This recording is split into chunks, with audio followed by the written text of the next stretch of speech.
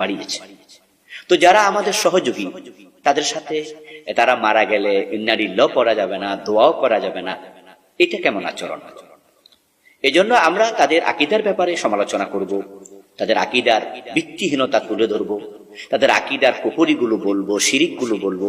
কিন্তু তাদেরকে আমরা যেহেতু কাফের বলি না, সেহেতু তাদেরকে আমরা মারা গেলে তাদের জন্য দোয়া করা, সমবেদনা জানানো, এটাও আমরা করব। এটা একটি মানবিক বিষয় বটে। এই জন্য এতটা এক্সট্রিম হয়ে যাওয়া মোটেও ঠিক নয় যে কোনো শিয়ার মৃত্যুতে দোয়াও করা যাবে না। এতটা এক্সট্রিম হবেন না প্লিজ। তবে হ্যাঁ, শিয়াদের বেদাতি আকীদা, শিরকি আকীদা, কুফরি আকীদা আলোচনায় আনতে হবে। আমাদের আহলে সুন্নাত ওয়াল জামাতের কোন মুসলিম যেন তাদের পাতা ফাঁদে পা না দেয় এবং তাদের সাথে মিশতে গিয়ে শিয়া হয়ে না যায়। তাদের সরলতার সুযোগ নিয়ে, মুসলমানদের সরলতার সুযোগ নিয়ে